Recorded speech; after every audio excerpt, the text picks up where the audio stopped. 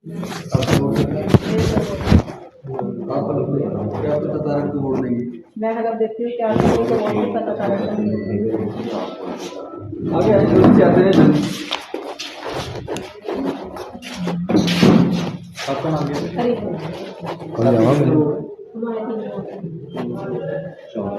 आप लोग देखिए आपका क्या अपने लोग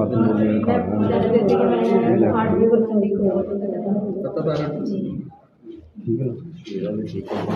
अस्सलाम वालेकुम, मैं जमील फारूकी हूं। आप मेरा ऑफिशियल यूट्यूब चैनल देख रहे हैं। तमाम तारीफें ज़ात पाक के लिए जो हमारी शहरत से भी करीब है और हमारी हर आने जाने वाली सांस के बीच में होने वाली मामूली सी जुम्बिश को भी बखूबी जानता है।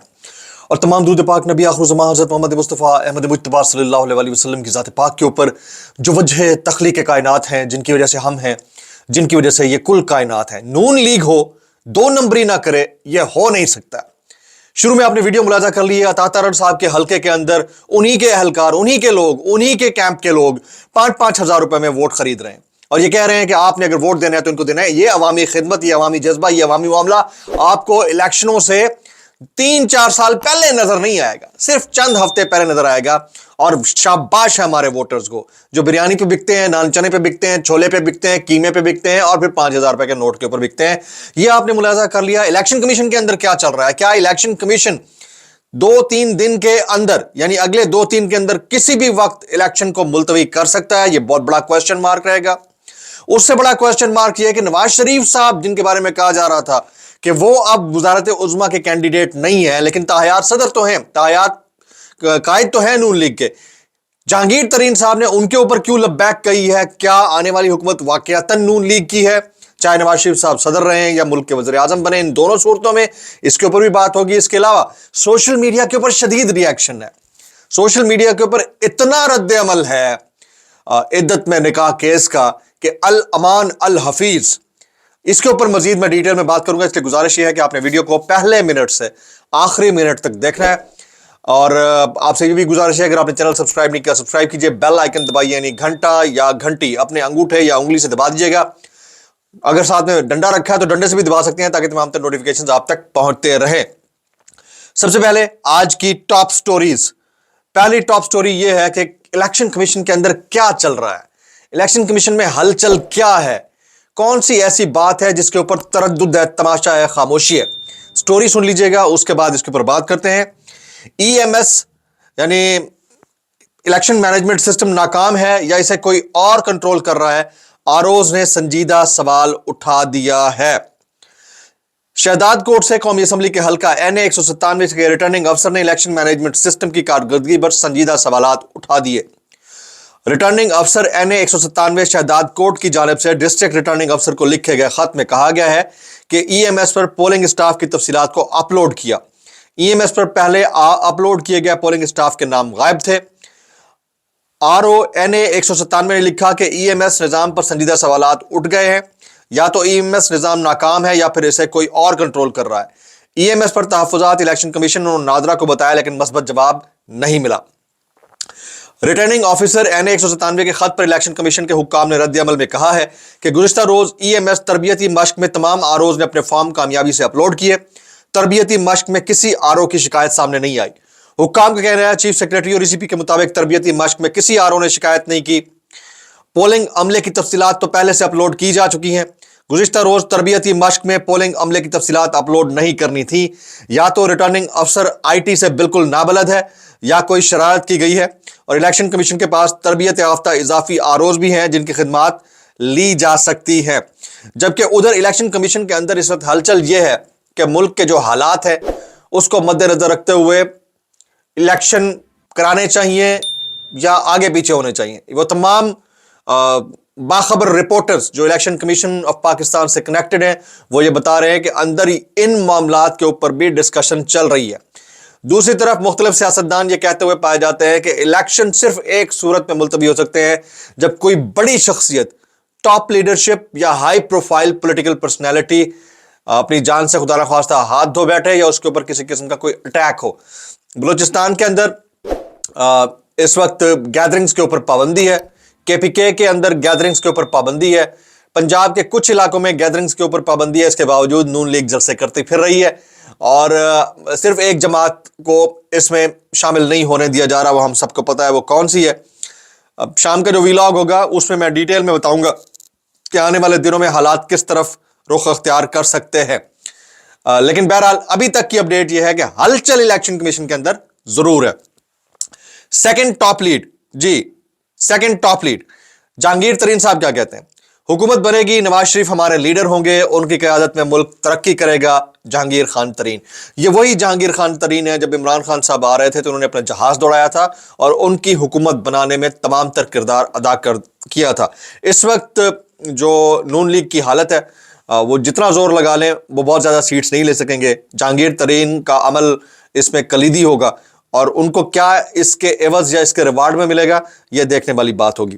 इस्तेहकाम पाकिस्तान पार्टी के सरबराह जहांगीर खान तरीन का कहना है कि हुकूमत बनेगी और नवाज शरीफ हमारे लीडर होंगे। मुल्तान में इंतखाबी जलसे से खिताब करते हुए जहांगीर तरीन का कहना था, मैं नवाज शरीफ के साथ काम करूंगा, कोशिश होगी मिलकर मईशत को चमकाएं। शेर हो या उकाब, हम सबको मिलकर मुल्क की बेहतरी के लिए काम करना है। हम पूरे मुल्क की बेहतरी के लिए काम करना चाहते हैं। नवाज शरीफ की क़यादत में मुल्क तरक्की करेगा। उनका कहना था, मुझे जो अल्लाह ने दिया उससे लोगों की हालत बेहतर कर रहा हूं। मुल्क की मईशत होगी तो तमाम लोग तरक्की करेंगे। अल्लाह हमें कामयाब करे तो फरवरी के बाद मुल्क की मईशत को चमकाएंगे। अब ये कौन सी पॉलिश होगी जिससे मुल्क की मईशत को चमकाएंगे? ये कोई जूता तो है नहीं जिसको चमका लिया जाए, तो ये बहुत बड़ा क्वेश्चन मार्क रहेगा। तीसरी टॉप लीड, क्या पाकिस्तान तहरीक इंसाफ के ऊपर पाबंदी लग सकती है? एक दो चीजें मैं आपको अभी बता देता हूं, कुछ मैं एंड में बताऊंगा, इसलिए उसको आपने वीडियो को बगौर देखना है, आखिर तक देखना है। पहली चीज तो यह है कि 2 मुज़मरात जो है वो मुकम्मल हो चुके हैं। एक तो बल्ला यानी इलेक्टोरल साइन वापस ले लिया गया, दूसरा खान साहब को 3 केसेस के अंदर सजा मिल चुकी है। ये बातें मैंने आपको कब बताई थी? बहुत अरसा पहले बताई थी। ऐसे एक मैं गल देख रहा था, एक खातून ने नीचे कमेंट किया हुआ था कि आप में और फैसल वाडा में क्या फर्क है? आप भी जो पेशेंट गोई करते हैं दुरुस्त साबित होती है और फैसल वाडा भी जो करते हैं दुरुस्त साबित होती है, तो आपको भी हम समझें कि आप भी उन्हीं के बंदे हैं। तो मैं पहले एक बात क्लियर कर दूं बीबी, मैं एक जर्नलिस्ट हूं, मैं एक सहाफ़ी हूं, मेरे अपने सोर्सेज हैं, मेरी इनसाइट है, मैं उस इनसाइट के ऊपर खबर देता हूं और उस इनसाइट के ऊपर दी जाने वाली खबर को एक सहाफ़ी की खबर समझा जाए। फैसल वाडा साहब का जो कैरेक्टर है वो आप सबको पता है कि वो पॉलिटिक्स के अंदर किस कैरेक्टर के हामिल है, तो हमें 2 लोगों में डिफरेंस कर लेना चाहिए। दूसरा, मैं ये बात उस वक्त कह रहा हूं जब कोई ये बात कह भी नहीं सकता था कि इलेक्शन किस तरह से होंगे। ये 1.5 साल पहले की बात है, आप जाकर मेरे वीडियोस बोल्ड टेलीविजन की वो चेक कर सकती हैं। तो प्लीज कमेंट करने से पहले 10,000 दफा सोचा करें कि अगर मैं फिर वैसा शख्स होता तो आज फिर किसी मेन स्ट्रीम टीवी चैनल के ऊपर 50-60 लाख रुपए तनख्वाह ले रहा होता और वहां बैठा होता यूट्यूब के ऊपर झकना मार रहा होता। तो प्लीज होल्ड योर हॉर्सेस और थोड़ा सा रिस्पेक्ट रखा करें, हर किसी के ऊपर डाउट करने से पहले 10 दफा सोचा करें, ठीक है जी। एक तो वो 2 लवाज़मात पूरे हो चुके हैं। तीसरा जो लाजिम है ना, वो मैं आपको आखिर में बताऊंगा। अभी आज के टॉप ट्रेंड शामिल करते हैं जी। टॉप ट्रेंड जो इस वक्त लीड कर रहा है दैट इज इय्याका नअबुदु व इय्याका नस्तईन। 104K पोस्ट हो चुकी हैं। Second is Anushka Sharma, that is in entertainment, वो हमारे लिए किसी काम का नहीं है। थर्ड इज जुल्म का बदला वोट से, इसमें 51.4K पोस्ट हो चुकी हैं। अभी एक नया ट्रेंड उभर रहा है मरियम नवाज के नाम से, 4,027 वोट हो चुके हैं इसके अंदर पोस्ट। और पांचवा है Imran Khan fighting for Pakistan, 11.2K post. ये आज के टॉप ट्रेंड्स हैं। बोलती तस्वीरों में आज एक ही वीडियो शामिल करूंगा, आपका हंस हंस के बुरा हाल हो जाएगा, यू विल लव इट। बोलती तस्वीर मुलाजा कीजिए, वीडियो की सूरत में मुलाजा कीजिए जनाब। ये एक पोस्टर लगा हुआ है, ये पोस्टर मियां नवाज शरीफ साहब का है। ये वीडियो मैं थोड़ी देर के लिए प्ले करूंगा, देख लीजिएगा। मियां नवाज शरीफ साहब का है, उसको एक कुत्ता खा रहा है। ये वो कहते हैं ना डॉगी बिरयानी, तो ये डॉगी बिरयानी, तो कुत्ता जो है ना पोस्टर को खा रहा है। अब मैं सोच ये रहा हूं कि इस कुत्ते को कब अरेस्ट किया जाएगा। कुत्ते ने बड़ी ज्यादती की है, शुक्र करें उसने पोस्टर को खाया है। यानी आप देखें ना, लोहा लोहे को काटता है, लोहा लोहे को काटता है, तो कुत्ता कुत्ते को काट रहा है। सामने भी इसके कुत्ता बैठा है, बाकी समझने वाले समझ गए होंगे मैं क्या कह रहा हूं। तो शुक्र करें इसने पी नहीं किया, इसने सिर्फ काटा है, खाया है। तो आप मजीद इसके ऊपर कमेंट करना चाहें तो कर लें। मैं इस तरह से कहना चाहूंगा, इसको कब गिरफ्तार किया जाएगा यार, बड़ा टाइम लगा दिया यार, इसको कहीं ना कहीं से पकड़ लिया जाना चाहिए अब तक, है जी। चले जी, हमारा मोस्ट पॉपुलर सेगमेंट वायरल बयानात, यानी कैसे कर लेते हो यार। उसके लिए डिस्क्लेमर कि अगर आपको कोई बात बुरी लगे तो इंतहाई माजत, ज्यादा बुरी लगे तो सानू की कैसे कर लेते हो यार। पहला वायरल बयान, इमरान रियाज खान नवाज शरीफ की सियासत के लिए हमेशा ख्वातीन पर कीचड़ उछाला गया है और बिल्कुल इसमें दूसरी कोई राय नहीं है। पता नहीं कैसे कर लेते हैं। आपको याद होगा बेनजीर भुट्टो के ऊपर कीचड़ उछाला गया था, पंफलेट्स फेंके गए थे जहाजों के जरिए लोगों के घरों के अंदर, और उन पंफलेट्स के ऊपर जो जो अलकाबात इस्तेमाल हुए थे अलमान अल हफीज। और उसके बाद मुशर्रफ साहब के दौर में फिर पार्लियामेंट से बाजार हुस्न तक एक किताब छपी जिसमें ख्वातीन को ज्यादा उनके कैरेक्टर को असैसिनेट किया गया अनफॉर्चुनेटली। कैसे कर लेते हो यार।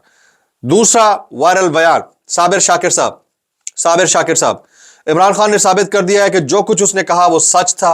आखिरी वक्त तक डील की कोशिशें की जाती रहीं। एक इजाफी रात भी इसलिए दी गई कि वो और बुशरा बीबी फिर सोच लें, लेकिन उन्होंने झुकने से इनकार किया। उन्हें अंजाम से भी आगाह कर दिया गया था। अल्लाह मददगार है। अल्लाह जिसका मददगार हो उसकी निगाहें हमेशा आसमान के ऊपर होती हैं और वो हमेशा से इस बात पर तकिया कर लेता है कि मैं तो जैसा भी हूं, मगर तुम कैसे कर लेते हो यार। वो उसको कहता है कि तुम कैसे कर लेते हो यार। आगे अवैस मंगल वाला, अब तो सिर्फ ये रह गया है कि कायदे आजम की एम्बुलेंस खराब होने की सजा भी इमरान खान को दे दी जाए। पाओ इमरान खान थे, पाओ। मरीम नवाज ने पर्ची मरीम औरंगजेब को क्यों थमाई, पर्चा इमरान खान पे ठोको।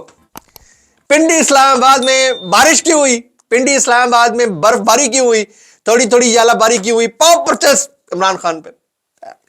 कितने सी पाओ इमरान खान पे पर्चा। याद हो गई है यार।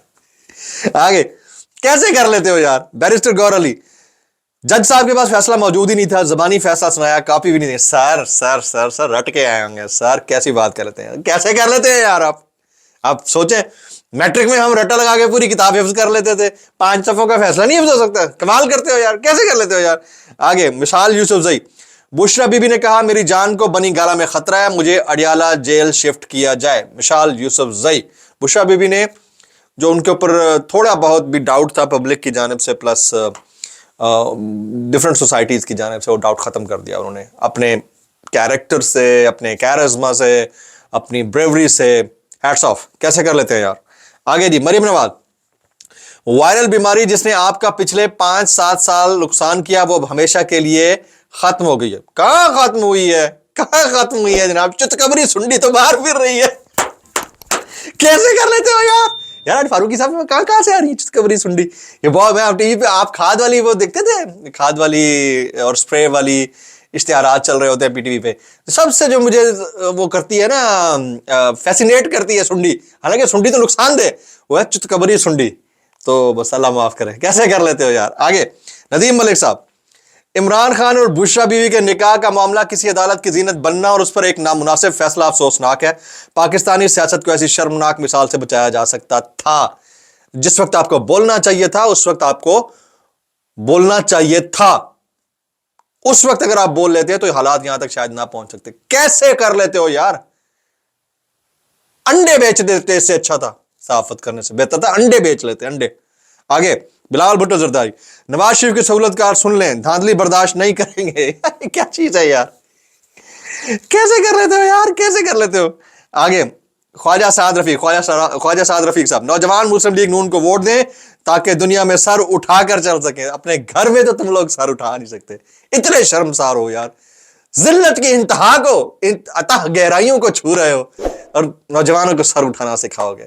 और तुम्हें ये तो पता नहीं कि सज्जा लाना है कि खब्बा लाना है ओपनिंग करते हुए, हैं तुम्हें ये तो पता नहीं कि क्यूआर कोड क्या होता है। तुम नौजवानों को सर उठा के चलना सिखाओगे यार। शर्म करो यार, खुदा का खौफ करो। कैसे कर लेते हो यार। सिरिल अलमेडा, वो इमरान खान को जलील करना चाह रहे हैं लेकिन खुद शर्मिंदा हो रहे हैं। सर शर्म फिर भी नहीं आ रही माजरत के साथ, मुझे तो लगता है। कैसे कर लेते हो यार, कैसे कर लेते हो। अच्छा अब आ जाते हैं मेन हमारे मुद्दे की तरफ ना, वेरी इंपॉर्टेंटली। तीसरा पॉइंट क्या है। तीसरा पॉइंट यह है कि जी आने वाले चंद घंटों में किसी भी वक्त अचानक से आपको यह खबर सुनने को मिलेगी। ये मेरी इंसाइट है, हो सकता है ऐसा अभी फिलहाल ना हो, वैसे तो ऑलमोस्ट पाबंदी लग ही चुकी है कि पाकिस्तान तहरीक इंसाफ को बतौर जमात कलअदम करार दे दिया गया है। हो सकता है किसी भी वक्त खबर आ जाए। और ये मेरा तीसरा पॉइंट था, आपको याद होगा मैंने कहा था 3 होंगे, बल्ला जाएगा, कलअदम होगी, सजा होगी। 2 हो चुके हैं, तीसरा होने को है और ये इंतखाबात से पहले पहले होगा। और फिर जहांगीर तरीन साहब ने जिस तरह लब्बैक कहा है नवाज शरीफ साहब के हुक्म के ऊपर, तो उससे लग ये रहा है कि गठजोड़ सारा डिसाइडेड है और आने वाले चंद दिनों में हालात मजीद मुख्तलिफ होंगे। आज के व्लॉग से इतना ही। सब्सक्राइब कीजिए, बेल आइकन हिट कीजिए, दुआ में याद रखिएगा। अस्सलाम वालेकुम वरहमतुल्लाहि वबरकातुहू।